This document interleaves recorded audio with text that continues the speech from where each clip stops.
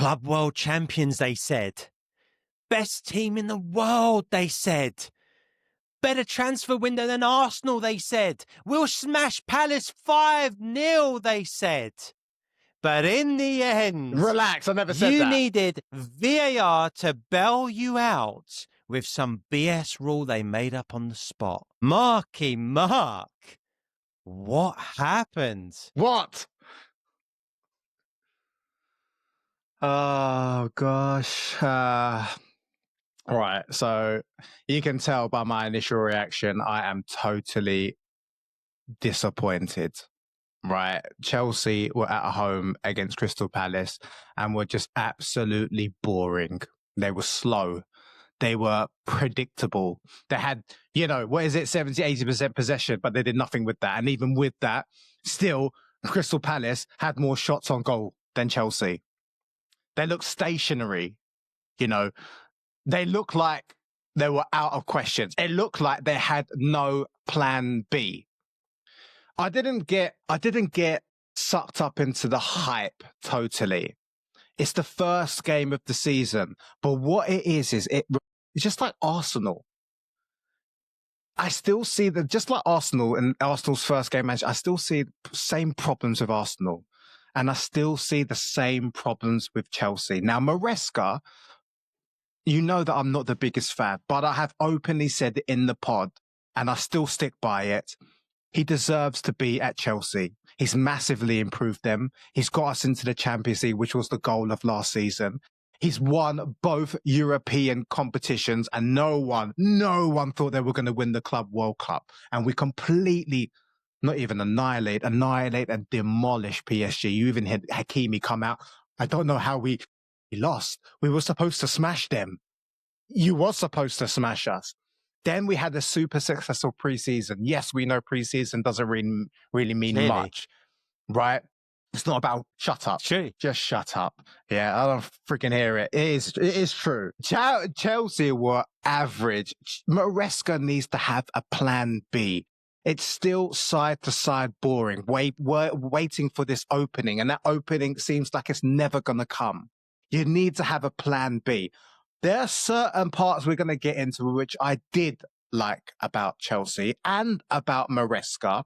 We're going to get into it, but overall, it's deflating. It has completely, changed my mood, not brought me back down to earth. It's the first game of the season. I still expect Chelsea to get it together. But they need to make changes. They need to make improvements. You need to come up with a plan B. And the plan B, I don't mean just by bringing on Esteban Willian. I'm talking tactically. I'm talking about positional plays, interchanging, put Cole Palmer on the right, geezer. Cole Palmer's best performances come on the right. In his season at Pochettino, his first season, he was unbelievable and untouchable on the right. You then put him on the right in the Champions, in the Club World Cup. He goes up and down, and he's completely in control of the game. If you want to put Cole Palmer as the number 10, do that. But if it's not working out, change the formation, change the strategy. And I don't think Maresca has that in him. We'll see, dude. We'll see. Look, I can't disagree with what you're saying there. And if I was a Chelsea fan, I would be feeling a little deflated, even though it's the first game of the season. You're at home at the Bridge. You want to start the campaign strong, especially after all the noise that's happened in pre-season, winning the Club World Cup, all of that going on. You want to make sure that you should have had too much for Palace, and you didn't. And that is a concern. Before we talk about the main talking point of the game, Mark, I just want to address our fans. Well, your fans, but maybe not my biggest fans. Some of the comments that the podcast have been getting, right? Because you know what it's like. I'm the resident gooner. I get a lot of hate from the Chelsea fans. I've had Arsenal, deluded fan, blah, blah, blah, whatever. Okay, great. I'm going to read out some of the comments. We're going to smash Palace 5-0. We should smash Palace 4-0. Typical Arsenal fan deluded. Chelsea are going to win the Premier League and Champions League this season. You are sleeping on Robert Sanchez. Another one. You guys need to wake up on Robert Sanchez. He is the best keeper in the league. Chelsea fans, just let me tell you. Did someone say that? Dude, we've had hundreds of comments. Go through on our pod. Now, Chelsea fans, I want to just highlight something, yeah? I know you lot think I'm the gooner that's deluded.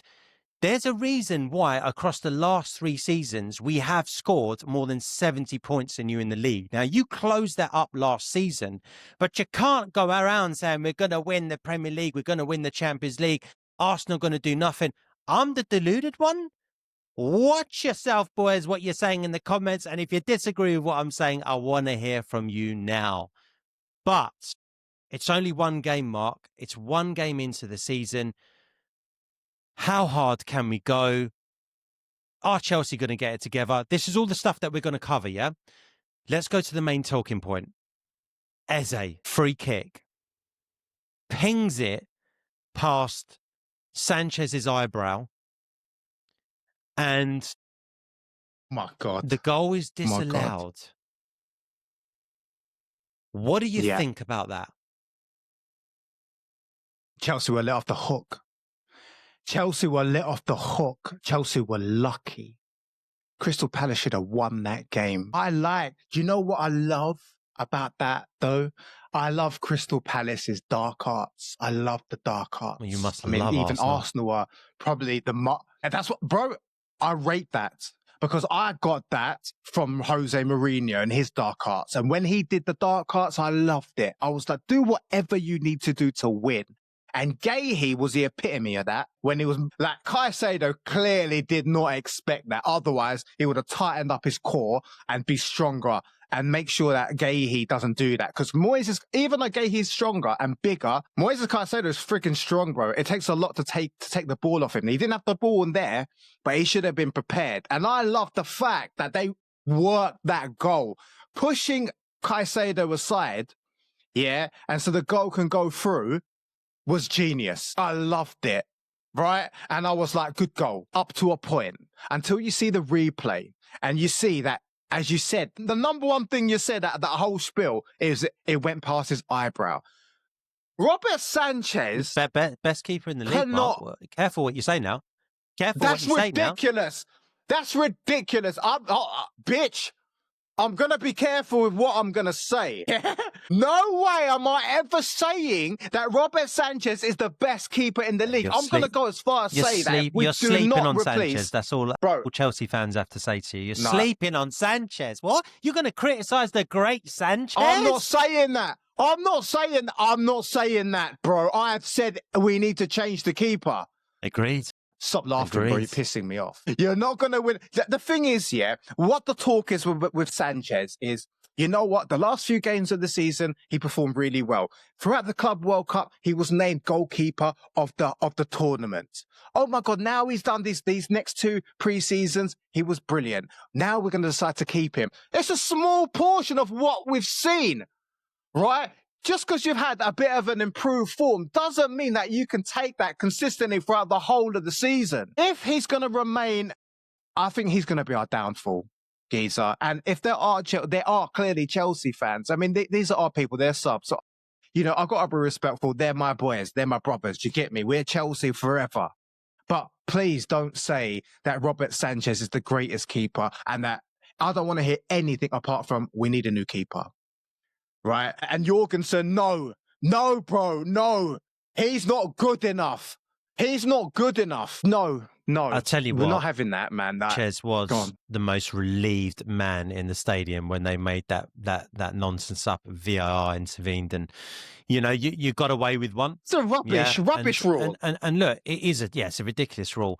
But Sanchez, he doesn't even get a hand to that. And look, 1 or 2 comments doesn't mean all Chelsea fans think Sanchez is the best keeper in the league and we're all sleeping on Sanchez. I get that. And look, as a gooner, there's deluded fans in every fan base, but that's what it's about. We get passionate. We get behind our team. And that's what Chelsea fans are doing on our pod. And they give me a lot of stick. And this is my one opportunity to give it back to you guys because I take a lot and I'm happy. Bring it on because I'm sure there's going to be plenty of times where you're going to get to stick the boot in to me when Arsenal slip up, right? So, and you got away with a point, right? At the end of the day, I think Palace probably did more in terms of cutting edge. But like I said, going back to the keeper, he's the most relieved man in the whole of Stamford Bridge there. That gets ruled out. Palace don't then create enough again to score again. I think Mateta had a chance, but again, it's straight at Sanchez. He's got away with one. Dude, he has got away with one. And that's just the first game of the season. So you're right. If you don't change your keeper, then you're in trouble. The good news for you guys is that you've still got over a couple of weeks left, I think, until the transfer window closes or something like that. Correct me if I'm wrong. Or around 2 weeks. That means nothing, Neil. Sorry to interrupt. That means nothing. They're not going to look for a new keeper. They've settled on Sanchez. Right? They're going to make one more. They're going to make a couple more signings. This Garnacho, this Xavi Simons. I think what's the point? Get a new defender. Get a new goalkeeper. What are you doing? What are you doing, Chelsea? You're getting Garnacho, what, so you can flip him for 5 million profit next year? You're getting Xavi Simons? Where's he going to play? Where's he going to play, bro? Like, get the players that we need. You can still go for little kids if you want to. But get someone in the... You have to get someone better than Robert Sanchez. And you know what? You need another defender. They're looking at defender good, but they're not looking at a goalkeeper. And that is a worrying mistake. You can fix so much. We can get like 10 plus more points just by spending a little bit of money on the goalkeeper. Why are you being cheap on Mike Maignan? Right? They're only asking like 20 million for a France international. A world-class keeper who plays with his feet. He's the perfect fit. He's not even that expensive. Why are you being cheap over like 2-3 million? Come on, Mark. You can't. The board are doing good things, bro, but they're doing some bad stuff. I don't get it. It's just, it pisses me off. Project. Come on, Mark. This is ridiculous from you. You can't go into meltdown because, yeah. I will come to Fulham, to your house, not to Stamford Bridge, to fucking lamp you, mate. I'm just saying. What's the problem? I'm your boy, and you kicking me when I'm down. F you. No, you had such a great transfer window, though. No, look, jokes aside, you actually have had a good transfer window, but I do agree. We have. Get Mike Maignan, or go and get a better keeper than Sanchez, because there's hundreds of them out there. There's so many. Listen. Kelleher, why did he went to some other club? You could have got Kelleher from Liverpool, like a massive upgrade. This is the big reason why I say Chelsea can't challenge for the title. Until you buy a keeper, I can't see you challenging. That said, the goal was ruled out, Mark, and it didn't cost you, which means what did you do to go and win the game? Now, you had 71% of possession. Now, Palace are well organised, especially under Glasner. They are very, very well organised. I will give them that. But you've gone out and spent offensively. VAR has bailed Sanchez out this time, which means he keeps a clean sheet, rightly or wrongly. Then the job is on Chelsea and the forwards to go and do the job. You had 7 more shots than Palace, yet less shots than Palace on target.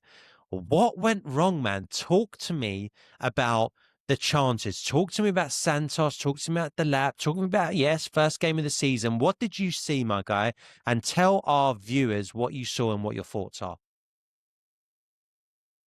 I saw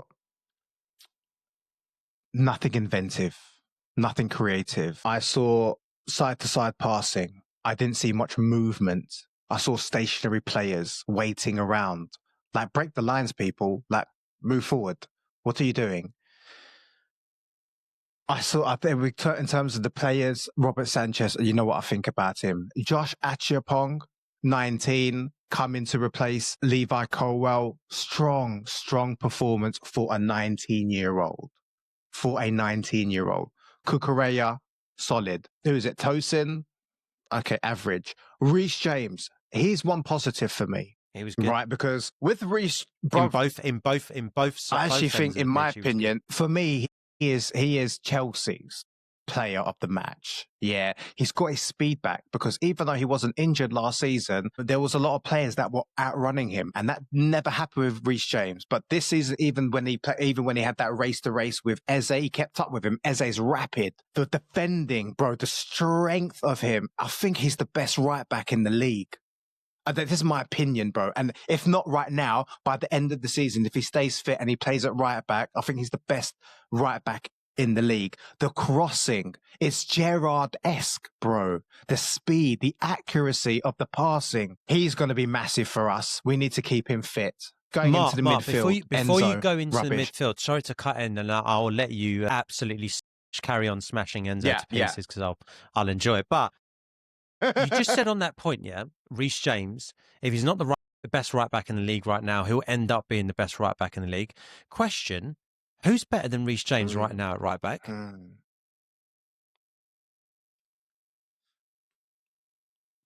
I can't think of one. I think Reece James is the best right back in the league. And now I just want to see if he can stay fit for the majority of the season, if not all of it. Because everything you said there about Reece James, and I know we argue and we wind each other up and whatever else, but there is no disputing for me that Reece James is the best right back in the league. He would have been the best right back in the league for the last few years had he not had those injury concerns. Because, there was a debate about who's better, Reece or Trent. I mean, Reece used to bury Trent from a defensive standpoint. But Reece also is underrated for his output going forward. Because, Trent provides X, Y, and Z going forward. Well, don't tell me if Trent provided X, Y, and Z going forward that Reece James didn't provide at least X and Y going forward.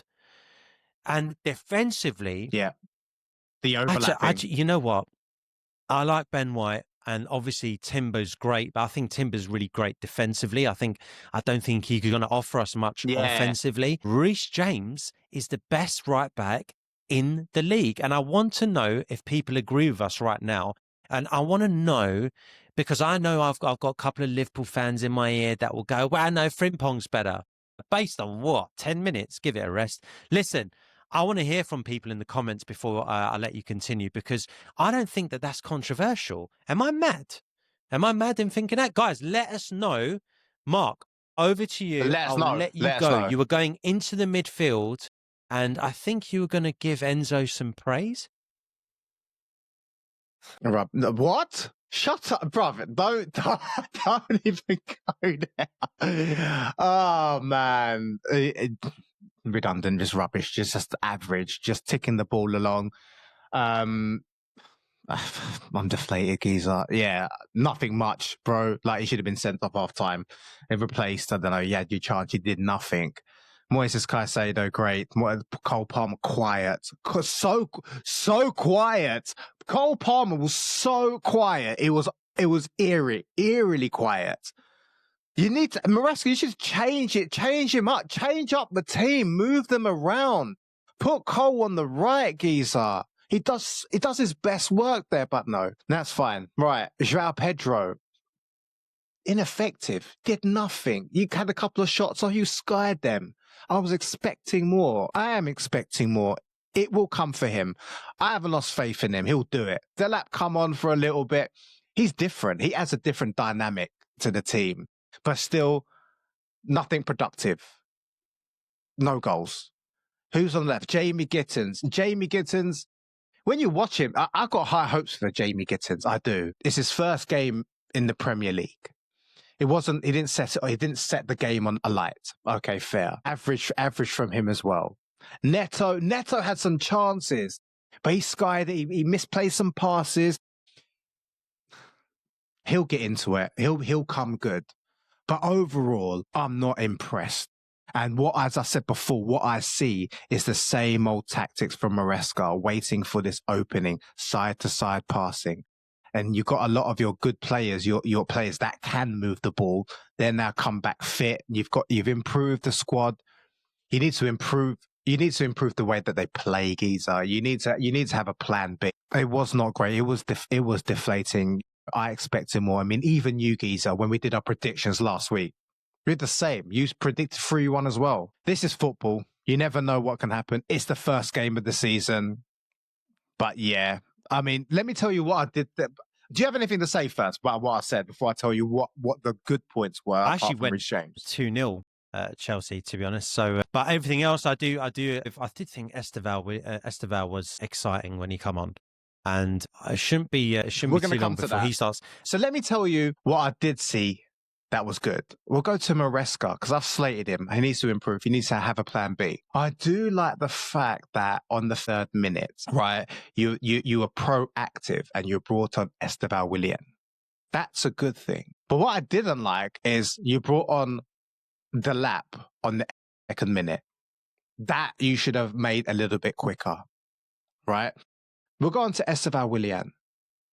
He was the only, apart from Reece James, the only bright spark in the team. It's his first Premier League game. The intensity, how tough it is. And you're going up against Crystal Palace, who we're going to touch on later on. He did well. He brought a different dynamic. He brought an excitement to the team.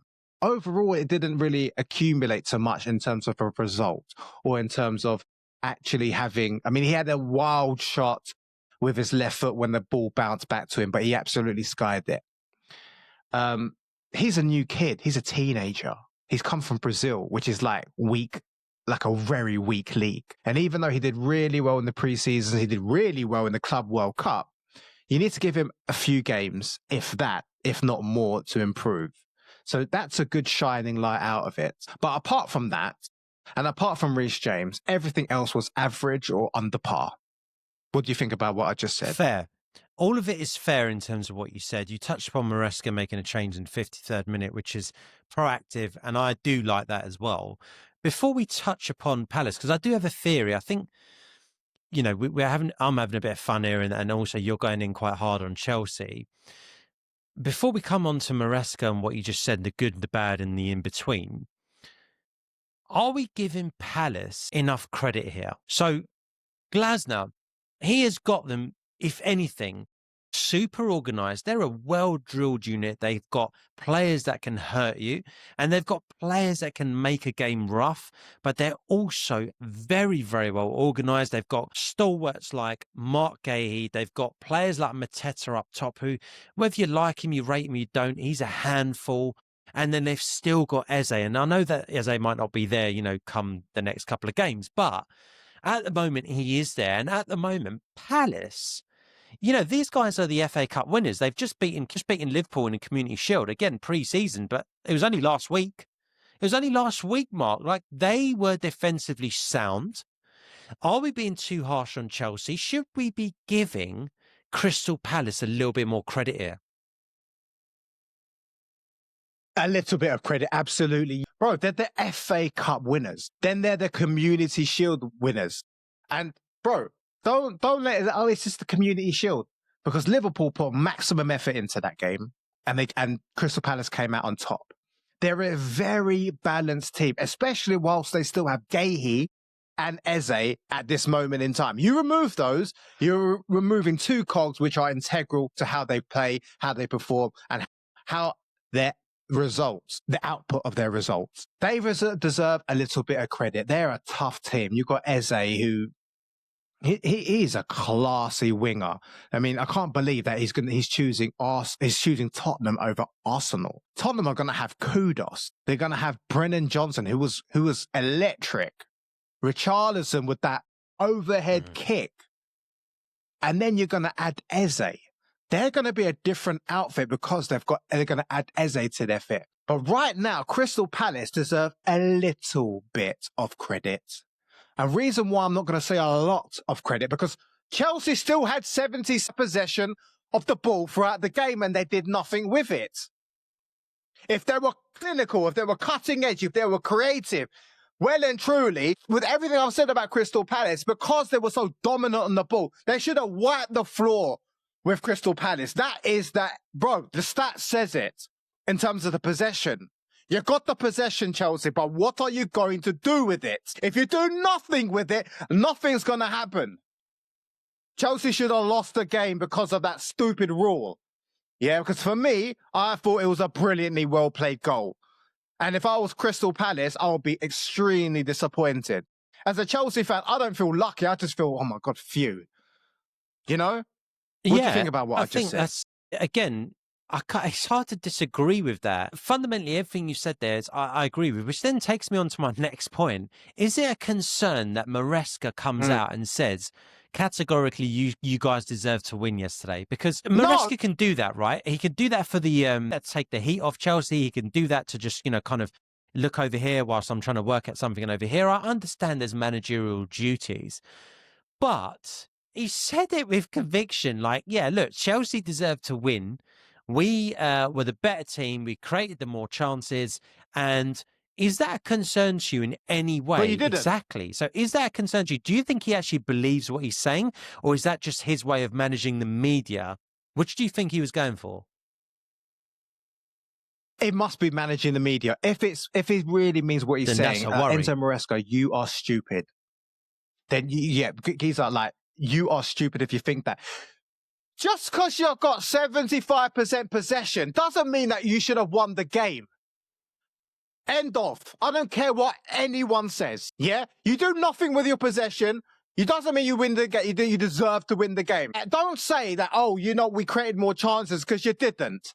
Or you might have, but at the end of the day, Crystal Palace only had more shots on target. Right? That means more to me than having more possession, actually. Because it means that what you're doing with the possession that you have, you are maximizing your chances. You're creating chances. You're having shots on goal. If Maresca is saying that you are, and you mean it, Maresca, you're a clown. So I will go with, not the latter, I'll go with the first part and just say, he must have just said it to, all the managers say it to take the heat off the team and this and that. That's fine. But you sound freaking stupid. You sound stupid to me when you say we deserve to win. Fair. All fair. Guys, let us know if you agree. I'm hoping Maresca is a clown. I think he was probably managing the media yesterday. Or does he truly believe that Chelsea deserved to win the game yesterday? Marc, I agree with everything that you said in terms of player performances, player reviews. Okay, we've covered the game in depth there. I've got one last thing, and I'll kick it over to you if you've got anything else you want to discuss here. But you've got West Ham away next weekend. Now, bearing in mind that you've kicked off with a draw, a game that both you and I predicted to win. You went 3-1, I went 2-0, both in the favour of Chelsea. We're both off, and we were both miles off, let's face it. What are you thinking is going to happen next weekend? And again, you're still in London. That's a good thing about your early fixtures. I don't think you leave London until game 6 or 7. But you've got West Ham away against your former manager. Thoughts, predictions? Are Chelsea going to click? I don't know if Chelsea are going to click, but we're going to absolutely dismantle West Ham. We're still good. Bro, you know why, yeah? Because I will be so shocked if we do not walk away with the 3 points. Yeah, I would be, for whatever reason, right? Because, bro, Potter, is there a worse manager than Graham Potter in the Premier League? You tell me. Well, we haven't seen how Leeds to play, obviously, but outside of that, I do think outside of the new boys. And look, he's at West Ham, right? And we saw what Moyes did with West Ham. So he's not coming there and just taking over an absolute dog of a team. Yeah, they've not had a great transfer window. They haven't done great business, West Ham. They've been historically guilty of this as well, just the way they're run. They've lost Kudus and not really brought anyone in of note. What I will say, though, is that whether or not he's the worst manager in the league, I think he'll be the first one to get sacked. And that is saying something, because there's people under more pressure than him, because he is going to do, and West Ham fans, I love West Ham fans. Yeah, I love West Ham fans. You and I are both from East London originally. We've been in and around a lot of West Ham fans. I want to hear from you. Marc wants to hear from you.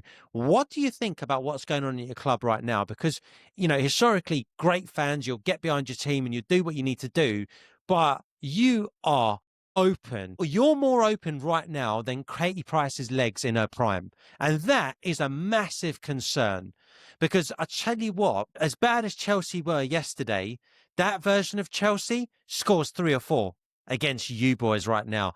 I think Potter is in deep trouble. And if you, as in Chelsea, go and do a job on them next weekend, I wouldn't be surprised if he's gone before November, honestly. No, I totally agree. And for that reason, I mean, you just said it. Even if Chelsea played the way that they did against Crystal Palace, against West Ham, we should be getting 3-4-0. I wouldn't say that, actually. I would say even the way that we play, we should scrape a goal or two. But I can only hope that Maresca sits his team down and bums them in a different direction, mate. Like, absolutely just turmoils them. I'm hoping he does that. We've had good preseason. We've had good World Cups. It's the first game of the season. We should go over there and turn them over. My score prediction for that game as the preview is going to be 2-1. Yes, 2-1 Chelsea. Fair. I'm going, yeah, 0-2. So I'm going 2-0 Chelsea. I think you'll keep a clean sheet. Yeah, I think you'll keep Chelsea. A clean sheet even with your keeper. I think West Ham are in deep trouble, man. I don't like saying it because like West Ham, one of those teams, like secretly you're like, yeah, you want to see West Ham do okay. You like them in the league, and we've been in and around them a long time. I guess maybe I've just got too many fans or mates that are West Ham fans, but I think they're in trouble. I really think they're in trouble, and this is going to be a massive problem. 2-0 Chelsea, but Marc, don't be surprised if this is 4 or 5, because all it takes is a 20-25 minute period for Chelsea to suddenly click, for West Ham to back off and let you play and get confidence, and you start finding that pre-season Club World Cup form. If you start finding that form and that version of what we saw against PSG shows up, don't be surprised if it's 4 or 5-0 to Chelsea. Guys, let us know in the comments what you think. You might think we're absolutely mental with that. Go on, Marc. Look, you're right. Don't be surprised if it's 4-0, but also I'm prepping myself, bro. Don't be surprised if it's a draw. Don't be surprised if it's a draw. I don't know. I will let you know about it. I'll be surprised. Dude. Seriously. As bad as listen, I know as bad as Chelsea were, I'll let you continue, but as bad as Chelsea were yesterday, I will be surprised if you draw against West Ham. The only thing is it's an away game, and there's no easy away games in the Premier League typically, but I just think you're catching West Ham at the right time. They're just in disarray, dude. They've just had a job done on them by Sunderland. They are in disarray. I think you catch them at the right time. It's an away game, which is why I think you're saying don't be surprised if it is a draw. But even that, I'm still going to be a bit surprised, dude. Fair enough. All right, you've gone 2-0, I've gone 2-1. Let us know what your predictions are. How do you guys see Chelsea faring against West Ham? Let us know. As you know, we do read and respond to all the comments and stuff like that. So it'll be interesting. Now, before we leave this, because this is a Chelsea video, I do want to touch upon something, because you have said multiple times that Arsenal are a classier club than Chelsea. Let me show you this story, geezer. Right, it's going to be interesting for the Chelsea people and the Arsenal people as well. Here's a story. Chelsea to donate a portion of the Club World Cup prize money to the family of Diogo Jota and Andre Silva. Chelsea players will share a bonus pot of 11.4 million after winning the Club World Cup, after a joint decision between the club and the squad that a portion of that prize money will be donated to the family of Diogo Jota and Andre Silva. Wow. For me, that is a very classy gesture. No disagreements. And no disagreements from me. That is a really, really nice touch. Well done, Chelsea. Good on you, Chelsea. And I rate that. And look, we say a lot of stuff in banter. I live down the road from the stadium, Stamford Bridge. I come across Chelsea fans daily. We have a bit of banter. We have a bit of back and forth. But it's touches like that that really does set you apart. Yeah. And good on you. It looks like you're taking a leaf out of Arsenal books and following what they do. What have you done? Look, I won't make it about Arsenal. No.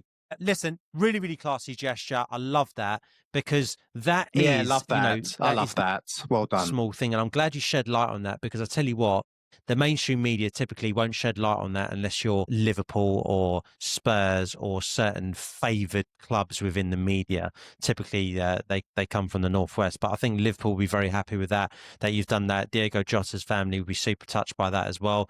And I think the football community will be touched by that as well. Getting the football goosebumps, community mate. will be touched I'm by getting that. That is goosebumps pure because class. Yeah. And, you know, us saying that, I hope I can speak for Neil. You know, we wish the Jota and the Silva family all the best, because it is just a real sad time last month when that happens. And, you know, the football, and seeing that every single game, they did attribute a 1 minute silence to the brothers. That was really touching. And then watching Mo Salah at the end of the game on Friday, and when he was the only one on the pitch, clapping and supporting, you know, the family of Jota, like he was in tears. I mean, you can tell that they were clear. I mean, they weren't just. You can tell they weren't just, you know, football colleagues or work colleagues. That they were friends, and that's all been taken away from, you know, I'm sure a huge horde of people. Because Diego Jota, we don't know him personally, but it seems like everybody loved a bit of Jota, and even as a football fan, even just him playing, I was a big fan of him. And I'm sure you know, he was just such a quality player, a quality guy. Wish them the best. And guys, if you enjoyed the pod, please like the video. We covered a lot of stuff in there. Let us know in the comments. We're going to reply to every single one of you guys. And, you know, we're getting a lot of traction with one of our videos. It's a big blowout between Neil and I. And if you want to see that blowout, because it's very interesting, we're getting a lot of comments on it. I'm going to leave a link to that in the description. Or you can click this video right here to access it. And we'll see you good people, boom, in the next one. Nice, guys. Thank you.